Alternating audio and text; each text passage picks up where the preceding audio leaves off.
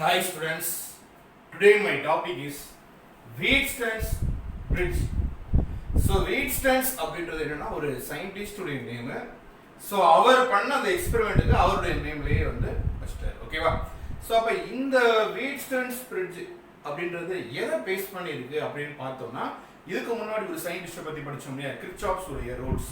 கிர்ச்சாஃப்ஸில் 2 rules படிச்சிருக்கோம், current rule and voltage rule. Current rule தான் நமக்கு ரொம்ப ஈஸியாக தெரியும். Current entering the circuit or a current entering to the junction which is equal to the current leaving the junction. அப்படினா படிச்சோம். Current உள்ள enter ஆனா ஒரு வேல்யூ, கரண்ட் லீவ் ஆனா ஒரு வேல்யூ நம்ம போட்டு படிச்சிருக்கோம் இல்லையா? ரைட். அதே மாதிரி நம்ம என்ன படிச்சோம், கிர்ச்சாஃப்ஸ் உடைய செகண்ட் ரூல் என்ன படிச்சிருக்கோம், the algebraic sum of the products of the current and resistance in the circuit which is equal to the total EMF in the circuit. இதுவும் நம்ம படிச்சிருந்தோம் இல்லையா? ஸோ அப்போ இங்கே நம்ம படிக்க போகிறது என்ன அப்படின்னா Wheatstone's bridge. ஸோ இதில் வந்து என்ன சொல்கிறோம் அப்படின்னா, இது எந்த லாவை பேஸ் பண்ணிருக்கு, இவ்வளோ இருந்தால் போதும், தியரி கொஞ்சம் நீங்கள் இவ்வளோ ரைட் பண்ணால் போதும், அதுக்கப்புறம் ஃபுல்லாக டெரிவேஷன் தான். So first it is based on the Kirchhoff's ரூல்ஸ்னு போட்டிருக்கோம். எதையும் மென்ஷன் பண்ணாமல் எழுதிருக்கும், அதாவது கரண்ட் ரூலும் இதில் இன்க்ளூட் ஆகும், வோல்டேஜ் ரூலும் இதில் இன்க்ளூட் ஆகும். So it consist of the 4 resistance. So இந்த சர்க்கியூட்டில் மொத்தம் எத்தனை ரெசிஸ்டன்ஸ் இருக்குது அப்படின்னு பார்த்தோம்னா, ஒன்று வந்து PQRS அப்படின்ற ஒரு 4 ரெசிஸ்டன்ஸ் இருக்குது. கால்வனாமீட்டர் G, கால்வனாமீட்டர் அப்படின்ற ஒரு டேர்ம் யூஸ் பண்றோம். அப்படின்னா இதை பத்தி டீடைலா நம்ம 3rd யூனிட்ல படிப்போம். இங்க என்னன்னா, கால்வனாமீட்டர்ன்றது ஒரு சென்சிட்டிவ் டிவைஸ். ஸோ அந்த டிவைஸை வச்சு நம்ம என்ன தெரிஞ்சுக்கலாம் அப்படின்னா, ஒரு சர்க்கியூட் வழியா எவ்வளவு கரண்ட் ஃப்ளோ ஆகுது அப்படின்னு நம்ம ஈஸியா தெரிஞ்சுக்கலாம். இப்போ நம்ம டைம் வேணும்னா நம்ம கிளாக்கை பார்த்தோன்னு தெரியுது இல்லையா, டைம் எவ்வளவுன்னா கிளாக்கை பார்த்து 1 2 3 நம்ம சொல்றோம் இல்லையா, அதே போல கரண்ட் எவ்வளவு அப்படின்றத நம்ம கால்வனாமீட்டரை பார்த்தா போதும், அது என்ன பண்ணுவோம், தன் ரீடிங்ஸ் மூலமா நம்ம காமிக்கும். ஸோ அப்போ கால்வனாமீட்டர் நம்ம எங்கே கனெக்ட் பண்ணியிருக்கோம் அப்படின்னா, பிட்வீன் த, ஸோ இதில் வந்து நம்ம 4 பாயிண்ட்ஸ் மார்க் பண்ணணும். ஒன்று ABCD. ஸோ ABCDயில் ஒவ்வொரு பாயிண்ட்லையும் ஒவ்வொரு ரெசிஸ்டன்ஸ் இருக்குது. அதாவது ஏக்கும் பிக்கு நடுவில் ஒரு ரெசிஸ்டன்ஸு, பிக்கும் சிக்கு நடுவில் ஒரு ரெசிஸ்டன்ஸு, சிக்கும் டிக்கு நடுவில் ஒன்று, அதே மாதிரி டிக்கும் ஏக்கு நடுவில் ஒன்று. ஸோ அதை நம்ம என்ன சொல்லுவோம், PQRS அப்படி ரெசிஸ்டன்ஸ் நம்ம சொன்னோம். ரைட்டா? ஸோ அப்புறம் வந்து பேட்டரி, இந்த பவர் சப்ளை நம்ம எங்கே கனெக்ட் பண்ணியிருக்கோம் அப்படின்னா, point A and C. The battery is connected between the A and C. So பேட்டரியை எங்கே கனெக்ட் பண்ணுறோம், கால்வனாமீட்டரை எங்கே கனெக்ட் பண்ணுறோம், இதுதான் முக்கியமானது. The current through the calvanometer. இந்த கால்வனாமீட்டர் வழியா ஒரு கரண்ட் ஃப்ளோ ஆகும் இல்லையா, அதை எப்படி மார்க் பண்றாங்கன்னு பாரு. கரண்ட் உடைய சிம்பிள் வந்து நம்ம I ன்னு கொடுக்கலாம். கால்வனாமீட்டர் உடைய சிம்பிள் வந்து ஃபர்ஸ்ட் லெட்டர் G தானே, அப்ப IG. This is the galvanometer வழியா எவ்வளவு கரண்ட் ஃப்ளோ ஆகுது, அது IG. ஸோ இதுல என்ன ஒரு விசேஷம் அப்படின்னா, இந்த கால்வனாமீட்டருக்கும் ஒரு ரெசிஸ்டன்ஸ் ப்ராப்பர்ட்டி இருக்குது. அதுவும் என்ன பண்ணும், நம்ம ஃப்ளோ கொடுக்கக்கூடிய கரண்ட்டை ரெசிஸ்ட் பண்ணும். இதை பற்றி நம்ம டீட்டெயிலாக 3rd யூனிட்ல கால்வனாமீட்டரில் வந்து நம்ம என்ன சொல்லுவோம், எப்படி அம்மீட்டரா மாற்றுறது, எப்படி வோல்ட்மீட்டரா மாற்றுறது, அதில் ரெசிஸ்டன்ஸ் இருக்கா இல்லையா, இல்லை ஹை ரெசிஸ்டன்ஸ், இதெல்லாம் வந்து நம்ம டீட்டெயில்டாக நம்ம படிப்போம். அப்போ கால்வனாமீட்டருடைய ரெசிஸ்டன்ஸை நம்ம எப்படி ரீட் பண்ணணும், ஜின்னு சொல்லணும். கால்வனாமீட்டருடைய கரண்டை வந்து நம்ம ஐஜின்னு ரீட் பண்ணணும். பொதுவாக இந்த ரெசிஸ்டன்ஸ் அப்படின்றத ஒரு ஷார்ட்டாக பார்த்துருவோம். ரெசிஸ்டன்ஸ்னா என்ன அப்படின்னா, ஒரு சர்க்கியூட் வழியா ஃப்ளோ ஆகக்கூடிய கரண்டை வந்து ஆப்போஸ் பண்ணக்கூடிய ஒரு சின்ன ஒரு டிவைஸ் கூட சொல்லிக்கலாம். ரைட்டா? அப்போ இப்போ இந்த சர்க்கியூட் வழியா ஃப்ளோ ஆகக்கூடிய கரண்ட், அதாவது ஆப்போஸ்னா ஃபுல் அண்ட் ஃபுல் ஆப்போஸ் பண்ணாது, கொஞ்சம் ரெசிஸ்ட் பண்ணி உள்ள அலோவ் பண்ணும். சப்போஸ் இப்போ நீங்கள் ஒரு சர்க்கியூட்ல இருந்து நீங்கள் வந்து ஒரு 10 ஆம்பியர் கரண்ட் உள்ள கொடுக்குறீங்க அப்படின்னா, அதை என்ன பண்ணும், அதை ரெசிஸ்ட் பண்ணி 6 5 4 3 அப்படின்ற மாதிரி ரெசிஸ்ட் பண்ணி உள்ள அலோவ் பண்ணும். அதாவது நீங்கள் கொடுக்குறத முழுவதையும் அது வாங்காது, அதை கொஞ்சம் ரெசிஸ்ட் பண்ணும். அதான் ரெசிஸ்டன்ஸ், வேற ஒன்றும் கிடையாது. சரியா? அப்போ இதுதான் வந்து இந்த சர்க்கியூட்டுடைய அமைப்பு. Wheatstone's bridge உடைய அமைப்பு கொஞ்சம் ஈஸியாக தான் இருக்கும். இது ரொம்ப ஈஸியான கொஸ்டின் தான். இந்த டயக்ராமை மட்டும் நம்ம அழகாக போட்டால் போதும். இந்த டயக்ராம் நீட்டாக போட்டு இதில் வந்து கரண்டுடைய டைரக்ஷனை நம்ம கரெக்டாக நோட் பண்ணணும். இப்போ நான் என்ன பண்ணுறேன் அப்படின்னா, அந்த பேட்டரி ப்ளஸ்ல இருந்து எனக்கு என்ன ஆகுது, கரண்ட் வந்து ஃப்ளோ ஆகுது. ஸோ ஃபர்ஸ்ட் பாயிண்ட் A தான். ஸோ இந்த ஏல இருந்து B வரைக்கும் உள்ள ஃப்ளோ ஆகக்கூடிய கரண்டை நான் I1 அப்படின்னு வச்சுக்கிறேன். அடுத்து Bல இருந்து D வரைக்கும் உள்ள கரண்ட் வந்து கால்வனாமீட்டர் தாண்டி தானே வரணும், அதனால அந்த கரண்ட் வந்து கால்வனாமீட்டர் கரண்ட் IG அப்படின்னு வச்சுக்குவோம். ஸோ Bல இருந்து C வரைக்கும் உள்ள கரண்ட், அதாவது நம்ம கொடுக்கக்கூடிய கரண்ட் Iன்ற கரண்ட் இங்கே போன உடனே ரெண்டா டிவைட் ஆகுது. ஒன்று வந்து I1, இன்னொன்று வந்து I2. ஸோ அதனால தான் கரெக்டாக நம்ம ஆர்டர் வைஸாக எழுதுறோம். I1, ஸோ மேலே போகக்கூடிய கரண்ட் I1, கீழே போகக்கூடிய கரண்ட் I2. சரியா? அப்புறம் சென்டரில் போகக்கூடிய கரண்ட் IG, அடுத்து I2 முடிச்சிட்டோமா, அடுத்து I2க்கு அப்புறம் I3, திருப்பி இங்க வந்து கால்வாமீட்டர் வழியா இங்க C க்கு வருது I4. So this is the direction. Direction ரொம்ப முக்கியமானது. ரைட், இந்த டைரக்ஷனை வச்சு தான் நம்ம என்ன பண்ண போறோம், இந்த பிரிட்ஜ் வந்து எப்ப பேலன்ஸ்ட் ஆகும் நம்ம கண்டுபிடிக்கணும். ஒருவேளை இந்த 4 ரெசிஸ்டன்ஸ் உடைய வேல்யூ ஒண்ணா இருந்தா அது பேலன்ஸ். அதாவது என்ன சொன்னோம், இந்த பக்கம் இல்லையா, இந்த டயகிராமை நம்ம ரெண்டா ஸ்ப்ளிட் பண்ணிக்கலாம். ஸோ இதுல இருந்து இது வரைக்கும் ஸோ ஏபிசி அது ஒன்று, இன்னொன்று ஏடிசி. அப்ப ஏபிசி வழியா ஃப்ளோ ஆகக்கூடிய ரெசிஸ்டன்ஸ் நம்ம என்ன சொல்லுவோம், டி பை கியூ. ஸோ இங்கே ஒரு resistance R by S. So T by Q is equal to R by S. இப்படி இருந்தா இந்த பிரிட்ஜுடைய வேல்யூ பேலன்ஸ்டா இருக்கும். இல்லைன்னா என்ன ஆகும், அன்பேலன்ஸ்டா இருக்கும். இதை பேலன்ஸ்டா ஆக வைக்கிறதுக்கு நம்ம என்ன பண்ணணும், இந்த கிர்ச்சாஃப்ஸ் ரூலை யூஸ் பண்ணி இது எப்படி பேலன்ஸ்ட் ஆகுதுன்றதை நம்ம செக் பண்ணணும். ஓகே, ஸோ இப்போ நம்ம என்ன பண்ணலாம் அப்படின்னா, கிர்ச்சாஃப்ஸ் உடைய கரண்ட் ரூலை இதுல 2 ஜங்ஷன் இருக்கு. அதாவது ஒன்று வந்து பி சொல்லலாம், இன்னொன்று வந்து ஜங்ஷன் டின்னு சொல்லலாம். இந்த 2 ஜங்ஷன்ல நான் என்ன பண்றேன் அப்படின்னா, ஏன்னா நம்ம வந்து கிர்ச்சாஃப்ஸ் உடைய ஃபர்ஸ்ட் ரூல் என்ன பண்ணுவோம், ஜங்ஷனை நோக்கி கரண்ட் போகுது இல்லையா, ஜங்ஷனை நோக்கி கரண்ட் போனா பிளஸ், ஜங்ஷனை விட்டு விலகி கரண்ட் போனா மைனஸ், அப்படிதான் நம்ம படிச்சிருப்போம். ஸோ நான் இங்கே 2 ஜங்ஷன் எடுத்துக்கிறேன், ஒன்று பின்னு வச்சுக்கிறேன், இன்னொன்று டின்னு வச்சுக்கிறேன். இப்போ first apply the Kirchhoff's current rule to the junction B. So Kirchhoff's first ரூலை வந்து நான் என்ன பண்ண போறேன், இந்த ஜங்ஷன்ல பின்ற பாயிண்ட் ஜங்ஷன்ல இந்த ஜங்ஷனை கன்சிடர் பண்ணி இங்க போய் ரூல் அப்ளை பண்றேன். இப்போ இந்த ஜங்ஷனை நோக்கி என்ன கரண்ட் போகுதுன்னு பார்த்தோம்னா I1 போடலாமா, அப்ப I1. அடுத்து பாரு, இந்த ஜங்ஷனை விட்டு விலகி போகக்கூடிய கரண்ட் என்னது, -I3. அடுத்து கீழே பாரு -IG is equal to 0. புரியுதா, current entering the junction, current leaving the junction, அதை தான் நம்ம கண்டுபிடிக்கணும். திஸ் இஸ் இங்க வந்து ஜங்ஷன் நம்ம எடுத்துக்கிட்டோமா, பீன்ற பாயிண்ட் நான் ஜங்ஷன் எடுத்துருக்கேன். இந்த 2 ஜங்ஷன் இருக்கு, ஒன்னு பி இன்னொன்னு டி. ஸோ பியை நோக்கி போகக்கூடிய வந்து கரண்ட் வந்து I1. டைரக்ஷன் பாருங்க, நம்ம ஆரோ மார்க் வந்து பியை நோக்கி போகுது, அதனால I1 அப்படியே போட்டாச்சு. ஸோ கீழே பாருங்க, ஆரோ கரண்ட் கால்வாமீட்டர் வழியா போகக்கூடிய கரண்ட் வந்து ஜங்ஷனை விட்டு கீழே போகுது, அதாவது அவே ஃப்ரம் தி ஜங்ஷன், அப்ப -IG. அதே போல தான் இங்க பாருங்க, ஜங்ஷனை விட்டு இந்த சைடு போகுது, ஜங்ஷனை நோக்கி போகணும், ஜங்ஷனை விட்டு விலகி போகுது, அப்ப -I3 = 0. This is equation number 1. இப்போ கரண்ட் ரூல் அப்ளை பண்ணிட்டோம் இல்லையா, இதே மாதிரி அடுத்து வோல்டேஜ் ரூல் அப்ளை பண்ணணும். ஸோ இந்த வோல்டேஜ் ரூல் அப்ளை பண்றதுக்கு நம்ம ஏதாவது ஒரு க்ளோஸ்டு பார்த்தா எடுத்துக்கலாம். இப்போ நான் என்ன பண்ண போறேன், ABDA, அதாவது நம்ம எடுக்க போற க்ளோஸ்டு பார்த்தோம்னா ABDA. ஸோ ABDA சொல்லக்கூடிய ஒரு க்ளோஸ்டு சர்க்யூட், இந்த சர்க்யூட்டை இந்த மட்டும் எடுத்துக்கு, இந்த க்ளோஸ்டு பாத். ஸோ அப்ப நமக்கு தெரியும், கிர்ச்சாஃப்ஸ் உடைய செகண்ட் ரூலை நம்ம என்ன பண்ணுவோம், கரண்டையும் வோல்டேஜையும் மல்டிப்ளை பண்ணுவோம். அதை எதுக்கு ஈக்குவல் பண்ணுவோம், அதோட EMF இருந்தா ஈக்குவல் பண்ணுவோம், இல்லைன்னா 0 போடுவோம். ரைட்டா, ஸோ அப்ப சரி, நான் என்ன பண்றேன், ஒரே ஒரு ஜங்ஷன் டிக்கு நம்ம முடிக்காம மட்டும் அதை முடிச்சிருவோம். Junction D, current rule in junction D, 2 junction இருக்கு இல்லையா, கரண்ட் ரூல் இன் ஜங்ஷன் டிக்கு அப்ளை பண்ணோம்னா இந்த ஜங்ஷனை நோக்கி வரக்கூடிய கரண்ட் வந்து I2 போட்டாச்சா, I2 வந்து பிளஸ். அடுத்து வந்து ஐஜியும் ஜங்ஷனை நோக்கி தான் வருது, ஐ மீன் டியை நோக்கி வருது, பிளஸ் ஐஜி. அடுத்து I4 பார்த்தோம்னா ஜங்ஷனை விட்டு விலகி போகுது, அப்போ -I4 is equal to 0. So அப்போ நம்ம கிர்ச்சாஃப்ஸ் கரண்ட் ரூலை 2 இடத்துல அப்ளை பண்ணுறோம், வோல்டேஜ் ரூலை 2 இடத்துல அப்ளை பண்ணுறோம். ஃபர்ஸ்ட் கிர்ச்சாஃப்ஸ் ரூலை பி ஜங்ஷன் அப்ளை பண்ணோம், அடுத்து டி ஜங்ஷன்ல அப்ளை பண்ணுறேன். ரைட்டா, இப்போ ஈக்குவேஷன் 1 2 ஈஸியாக புரிஞ்சுக்கணும், அது ஈஸி தான். கரண்ட் என்ட்ரு ஆனால் ப்ளஸ், கரண்ட் லீவ் ஆனால் மைனஸ். இதுதான் அடுத்த தேர்ட் வோல்டேஜ் ரூல், அதான் சொன்னேன் இல்லையா, ABDA. இந்த சர்க்யூட்டுக்கு நம்ம அப்ளை பண்ணுவோம், ABDA. அப்ப AB வழியா ஃப்ளோ கூடிய கரண்ட் வந்து என்னன்னா I1 போட்டாச்சு, அதோட ரெசிஸ்டன்ஸ் என்னது B போட்டாச்சு. அடுத்து பாரு, இந்த சைடு வரணுமா, அதோட கரண்ட் கால்வாமீட்டர் வழியா ஃப்ளோ கூடிய கரண்ட் வந்து IG போட்டோம். அவருடைய ரெசிஸ்டன்ஸ் நான் ஏற்கனவே சொன்னேன், கால்வாமீட்டர் பிஹேவியர்ஸ் ரெசிஸ்டன்ஸ், சோ அவருடைய ரெசிஸ்டன்ஸ் வந்து G போட்டாச்சா. அடுத்து பாருங்க, கரண்ட் இது வரைக்கும் என்ன போச்சு, I1 நேரா போயிட்டு, இப்போ பாரு கரண்ட் என்ன பண்ணுது பாரு, I2 வந்து ஆப்போசிட்ல இருக்கு. ஆக்சுவலா க்ளோஸ் டு பார்த்தா என்ன ஆகும், சோ இதே கிளாக் வைஸ்ல அப்படியே போயிட்டே இருக்கணும். இப்போ கரண்ட் எனக்கு ஆப்போசிட்ல போகுது, அப்ப கரண்ட் ரூல் அப்ளை பண்ணோம்னா -I2, அதோட ரெசிஸ்டன்ஸ் வந்து R, which is equal to 0. புரியுதா, ரைட். இதே மாதிரி இந்த வோல்டேஜ் ரூலை நான் என்ன பண்ண போறேன், மொத்தமா ABCDE, ஸோ இந்த க்ளோஸ் டு பாத்துக்கு அப்ளை பண்றேன். அப்படி அப்ளை பண்ணா வழக்கம் போல என்ன பண்ணுவோம், இங்கே ஃப்ளோ ஆகக்கூடிய கரண்ட் I1, அவரோட ரெசிஸ்டன்ஸ் B, அப்ப I1B.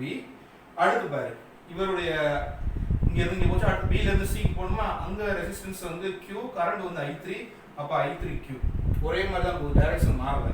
ஸோ அடுத்து பாரு இங்க டைரக்ஷன் வந்து என்ன ஆகுது, ஆப்போசிட்டா போகுதா. ஸோ எனக்கு இங்கெல்லாம் கரெக்டா போயிட்டு இருந்தது, இங்க சில இருந்து டிக்கு வரணும், ஆனா டில இருந்து சிக்கு போகுது. அப்ப -I4 போடலாமா, அப்ப -I4 அவருடைய ரெசிஸ்டன்ஸ் வந்து S போட்டாச்சு. ஸோ அடுத்து டில இருந்து திருப்பி ஏக்கு போகணும், ஆனா என்ன ஆகுது, ஏல இருந்து டைரக்ஷன் மாறி இருக்குது. அப்ப -I2 அவருடைய ரெசிஸ்டன்ஸ் வந்து 6, I2 = 0. அவ்வளவுதான். இந்த 4 ஈக்குவேஷன் தெரிஞ்சுனா போதும், இதுக்கப்புறம் இந்த டயகிராம் தேவையில்லை. ஸோ அப்போ இந்த டயகிராம் யூஸ் பண்ணி தான் நம்ம இந்த இதை எழுதியிருக்கோம். இந்த டயகிராமில் எந்த ரூல்ஸ் அப்ளை பண்ணியிருக்கோம், current rule and voltage rule. First current ரூலை வந்து அப்ளை பண்ணியிருக்கேன் எந்த ஜங்ஷன்லனா B ஜங்ஷன்ல. அடுத்த செகண்ட் ஈக்குவேஷன் வந்து கரண்ட் D ஜங்ஷன்ல கரண்ட் ரூல் அப்ளை பண்ணியிருக்கேன். தேர்ட் வந்து வோல்டேஜ் ரூலை இந்த ஹோல் சர்க்யூட்ல நம்ம எதை வேணாலும் யூஸ் பண்ணலாம். நான் ABDA எடுத்திருக்கேன், நீ என்ன பண்ணலாம் BCDA கூட எடுக்கலாம். ஸோ அப்படி எடுக்கும்போது I1B + IGG - I2 = 0 ஒரு தேர்ட் ஈக்குவேஷன். அடுத்து ஒரு ABCDA மொத்தமா அந்த க்ளோஸ் லூப்பை கன்சிடர் பண்ணி அங்கேயும் வோல்டேஜ் ரூல் பண்ணிருக்கேன். அப்ப எனக்கு ஈக்குவேஷன் 1ல இருந்து 4 வரைக்கும் எனக்கு கிடைச்சிச்சு. இதுக்கப்புறம் ஒரு சின்ன சின்ன சிம்பிளிஃபிகேஷன் தான்.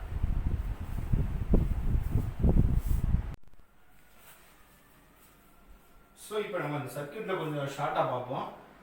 இப்போ நம்ம சொன்னோம் இதுல வந்து 4 ரெசிஸ்டன்ஸ் இருக்கு, BQRS. இதுல நான் ஒண்ணே சொல்ல மறந்துட்டேன், என்ன அப்படின்னா இதுல BQ இது ரெண்டுமே வந்து ஒரு நோன் ரெசிஸ்டன்ஸ் நமக்கு தெரிஞ்ச வேல்யூ. நம்ம வந்து கார்பன் ரெசிஸ்டர்னு ஒன்று படிச்சோம், ஞாபகம் இருக்குதா, அதில் நம்ம கலர் வேல்யூ வச்சு நம்ம தெரிஞ்சுக்குவோம் இல்லையா.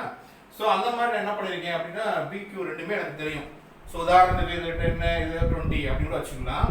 எனக்கு தெரியாத ஒரு ரெசிஸ்டன்ஸ் வந்து Rன்னு வச்சுக்கிறேன். R is the unknown resistance. இந்த Sன்றது என்னன்னா ஒரு வேரியபிள் ரெசிஸ்டன்ஸ். ஸோ இதை நம்ம அது முக்கியமான தெரிஞ்சுக்கணும். Rன்றது அன்னோன் ரெசிஸ்டன்ஸ், Sன்றது என்னது ஒரு வேரியபிள் ரெசிஸ்டன்ஸ். இப்போ வீட்டில் நம்ம வந்து என்ன பண்ணுவோம் அப்படின்னா ஃபேனுடைய ஸ்பீடு கம்மியாயிடுச்சு அப்படின்னா ரெகுலேட்டர் அட்ஜஸ்ட் பண்ணுவோம் இல்லையா. ஸோ அதே மாதிரி ரெகுலேட் பண்ணக்கூடிய ஒரு ரெசிஸ்டன்ஸ் தான் S. இப்போ நான் என்ன பண்ண போறேன் அப்படின்னா, அதாவது நான் பண்ணல, இந்த வீட்ஸ்டன்ஸ் அவர் என்ன பண்ணியிருக்காரு அப்படின்னா இந்த பிரிட்ஜை வந்து பேலன்ஸ்டாக கொண்டு வரணும். அதாவது மொத்தம் 4 ரெசிஸ்டன்ஸ் இருக்கு இல்லையா.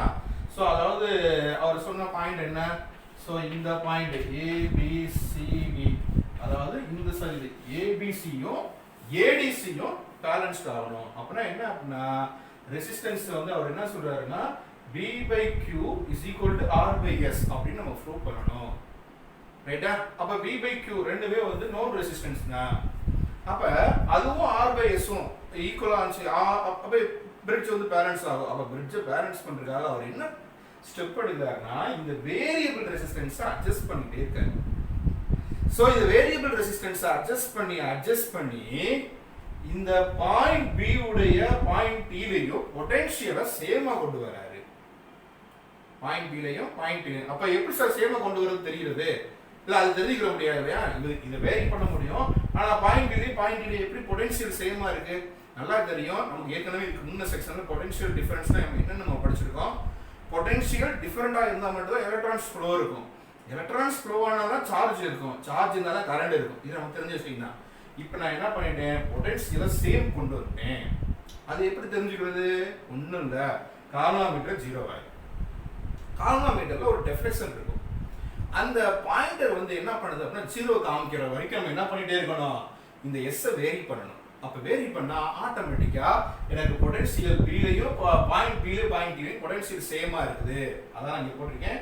when B and T is same potential, bridge is balanced. இந்த bridge பேலன்ஸ் பண்றதுக்காக நான் என்ன பண்றேன், S என்ற ரெசிஸ்டன்ஸை வேரி பண்ணி பாயிண்ட் B லயும் பாயிண்ட் D லயும் சேம் பொட்டன்ஷியலை மெயின்டைன் பண்றேன். அப்ப IG = 0 கரண்ட் வந்து நான் காமிக்காது. அப்ப அத ஈக்குவேஷன் 4 னு வச்சுக்கிறோமா.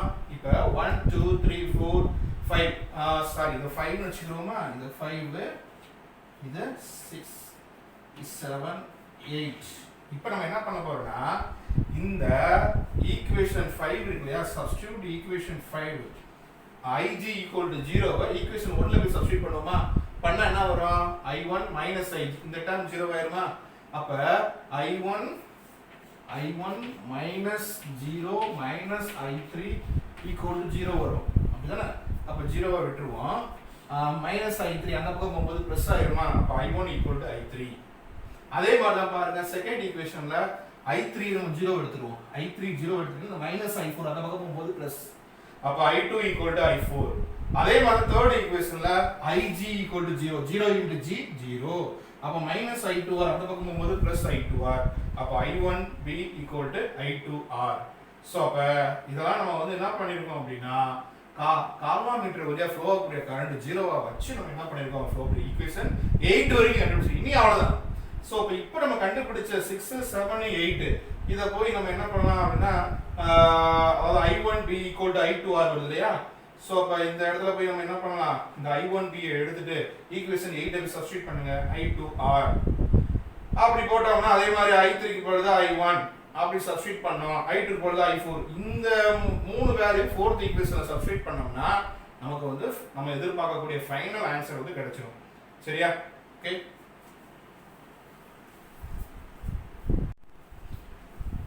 சோ இப்போ நம்ம என்ன பண்ணிட்டோம் அப்படினா ஈக்குவேஷன் 8 வரைக்கும் நம்ம ஃபார்ம் பண்ணிட்டோம் இல்லையா. இப்போ இந்த 6th equation 7th equation 8th equation 6th என்ன கண்டுபிடிச்சோம் பாருங்க I1 equal to I3, 7th ல I2 equal to I4, 8th I1P equal to I2R. இந்த 6 7 8 போய் நம்ம 4th ஈக்குவேஷன் நம்ம டச் பண்ணவே இல்ல. 1 2 3 மட்டும் நம்ம 4th ஈக்குவேஷன் அப்படியே இருக்கு பாருங்க. அதுல போய் I1B அப்படியே போடுறோம். இந்த I3 க்கு பதிலா I1 சப்ஸ்டிட்யூட் பண்ணு. அப்ப என்ன ஆயிரும் I1B I1Q போட்டோமா I1P I1Q. அடுத்து இந்த மைனஸ் I4 க்கு பதிலா என்ன சப்ஸ்டிட்யூட் பண்ணலாம் I2. அப்ப I4 ஐ எடுத்துட்டு இந்த இடத்துல I4 தான இருக்கு I4S I4 எடுத்துட்டு நீ என்ன பண்ணிக்கோ I2S. அடுத்து மைனஸ் I2R க்கு அப்படியே நம்ம போடலாம் minus I2R is equal to 0. இப்போ இதுல இருந்து நம்ம என்ன பண்ணலாம் I1 காமன் எடுக்கலாமா I1 காமன் எடுத்தோம்னா B plus Q ஆ. சோ இந்த ரெண்டு டேர்ம்ல இருந்து மைனஸ் I2 காமன் எடுத்துக்குவோம். அப்படி எடுத்துட்டோம்னா S plus R. நான் எடுத்தது மைனஸ் I2 எடுத்திருக்கேன் அதனால தான் உள்ள பிளஸ் வருது. ரைட்டா is equal to 0 ஆ. இந்த I1P plus Q அப்படியே வச்சிட்டு இந்த மைனஸ் I2 அந்த சைடு கொண்டு போயிடுவோமா. ஈக்குவேஷன் அந்த சைடு கொண்டு போனா என்ன ஆயிரும் plus I2 S plus R வந்துருமா. இத ஒரு ஈக்குவேஷன் நம்பர் 9 வச்சுக்குவோம். இப்போ இந்த நம்ம கண்டுபிடிச்ச இந்த 9th ஈக்குவேஷனை 8th ஈக்குவேஷன் வச்சிருக்கோம் இல்லையா I1B equal to I2R அதால டிவைட் பண்ணுவோம். சோ divided 9 by 8 9 by 8 பண்ணா என்ன வரும் 9th ல என்ன இருக்குது 9th ல ரைட் ஹேண்ட் சைடு வந்து I1 B plus Q இருக்குதா. இங்க என்ன இருக்குது divided by I1B போட்டேனா I1P plus Q by I1B. இப்போ அதே மாதிரி அந்த சைடு என்ன இருக்குது I2S plus R அப்படியே போடுறோம். இங்க என்ன இருக்குது divided by I2R. இப்போ I2 மட்டும் தான் இங்க கேன்சல் ஆகுது. I1 கேன்சல் ஆகுது. அந்த பக்கம் I2 அப்ப ரிமைனிங் என்ன இருக்கும் B plus Q by B அங்க R plus S by R அதுதான் இங்க இருக்கு. B plus Q by B is equal to R plus S by R. So இப்போ என்ன ஆயிரும் இதை எப்படி எழுதலாம் B by P plus Q by B ன்னு எழுதலாமா. அத பிரிச்சு எழுதுறோம் அவ்வளவுதான் டிவைட் பண்ணி எழுதுறோம். அப்படி எழுதும்போது B by P அடிச்சு கொடுத்தா 1 plus Q by B is equal to இங்க R divided by R அது 1 ஆயிரும் plus S by R. இது சாதாரண ஒரு மேத்தமெட்டிக்கல் ஸ்டெப் தான். அப்ப +1 ரெண்டு பக்கம் கேன்சல் ஆயிருமா. அப்ப என்ன இருக்கும் Q by P is equal to S by R. இத எப்படி எழுதலாம் ஒருவேளை B by Q is equal to R by S கூட எழுதலாம். ஏன்னா அது வந்து ரெசிப்ரோக்கல்ல தான் இருக்குது. சோ அப்ப ரெண்டு பக்கமும் ரெசிப்ரோக்கல் எழுதலாம் B by Q is equal to R by S. இதுதான் என்ன அப்படினா பிரிட்ஜ் உடைய பேலன்ஸ் கண்டிஷன். சோ இந்த கண்டிஷன்ல தான் பிரிட்ஜ் வந்து என்ன இருக்கும் பேலன்ஸ்டா இருக்கும் ஒரே மாதிரி இருக்கும். அதாவது நம்ம இது ரெண்டுமே வந்து நமக்கு தெரிஞ்ச ரெசிஸ்டன்ஸ். இதுல R வந்து வேரியபிள் S வந்து அட்ஜஸ்டபிள் சாரி S வந்து என்ன அப்படினா அன்னோன் ரெசிஸ்டன்ஸ். இத வச்சு நம்ம என்ன பண்ணோம் இப்போ எனக்கு வந்து நான் வேரி பண்ண ரெசிஸ்டன்ஸ் வேல்யூ எனக்கு தெரியும். அதே மாதிரி நான் கொடுத்த வேல்யூ எனக்கு தெரியும். S மட்டும் எனக்கு தெரியாது அப்படினா S கண்டுபிடிச்சிடலாம். இல்ல R தெரியாதுன்னா R கண்டுபிடிச்சிடலாம். சோ நமக்கு மொத்தம் 4 ரெசிஸ்டன்ஸ்ல 3 ரெசிஸ்டன்ஸ் வந்து நமக்கு தெரியணும். ஒண்ணு மட்டும் தெரியாது. சோ தெரியாத ரெசிஸ்டன்ஸா தெரிஞ்ச 3 ரெசிஸ்டன்ஸை வச்சு நம்ம ஈஸியா சால்வ் பண்ணிடலாம். ஓகே. ஹாய் ஸ்டூடண்ட்ஸ், இந்த வீடியோ உங்களுக்கு பிடிச்சிருந்துச்சுன்னா இந்த வீடியோவை உங்க மற்ற ஃப்ரெண்ட்ஸ்க்கும் உங்க சொந்தக்காரங்களுக்கும் இதை வந்து தெரியப்படுத்துங்க. இந்த வீடியோ முடிஞ்சதுக்கு அப்புறம் கீழே வந்து ஒரு சப்ஸ்கிரைப் பட்டன் வரும். அந்த சப்ஸ்கிரைப் பட்டனை நீங்க டச் பண்ணுங்க. Okay, thank you.